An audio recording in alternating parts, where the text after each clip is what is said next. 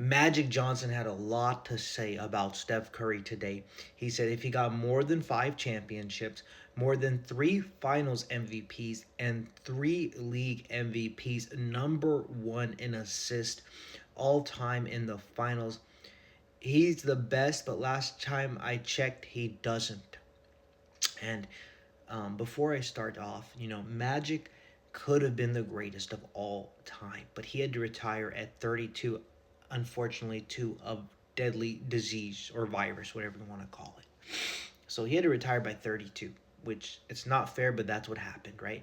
If he goes on to win a championship in the 90s, not only does Jordan probably have 5 chips, um, either that or he wins in between 93 and 94 when Jordan retired. So that just depends on the situation. It could still mean Jordan won 6, but Magic also won 6. But what I have to say, you put Steph Curry in the 80s and he's pulling up from half court. They're taking him to jail for witchcraft. They've never seen anything like Steph Curry. And you look in Magic as a rookie, phenomenal. Phenomenal. I mean, he won finals MVP as a rookie, and he played all 6 positions. He played all 5 possessions. He played the center, okay? But he had Kareem Abdul-Jabbar, the greatest scorer in NBA history. You heard me right, the greatest scorer in the league. And a lot of people say LeBron. If Kareem didn't have to play all 4 years in college, nobody's touching Kareem.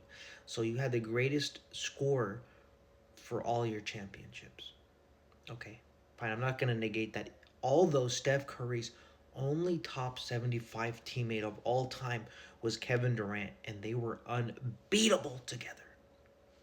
Well, when you and Kareem didn't get it done, who ended up getting the first pick in the draft? The Lakers. And who joined?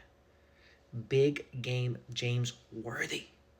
Let's not forget, they were calling this man Tragic Johnson after choking against the Boston Celtics.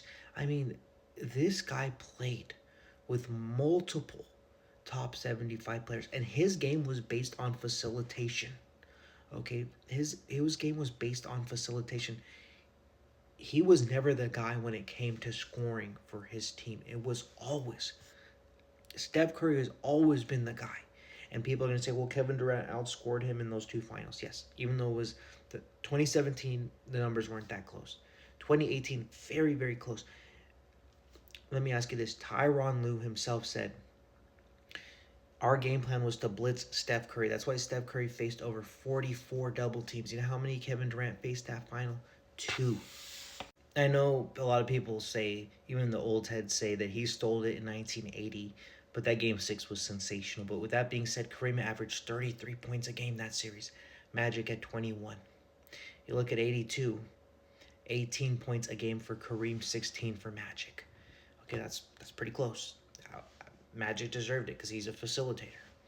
83, 23.5 points per game versus Magic's 19 points per game. Kareem, 26 points per game in 84. Magic, 18. 25 again versus 18. The only year he outscored Kareem in the finals was older Kareem, 87-88, where 21 versus 26 for Magic. My goodness, I didn't know Magic put up 26 in the finals. That's absolutely crazy. And look, I'm not throwing shade at Magic because he is one of the greatest of all time. If you have him in your top 5 all time, I'm not mad. I mean, there's people who could argue if he stayed healthy, he could have been the greatest of all time. But the amount of top 75 players he's played with. Look at the top 75 players he played with. Kareem, Worthy, McAdoo. We don't count Elgin Baylor. He was a rookie. That's fine. Adrian Dantley. Spencer Haywood. That's 7 total. Top 75 teammates. You look at Steph Curry. It was Kevin Durant in that final.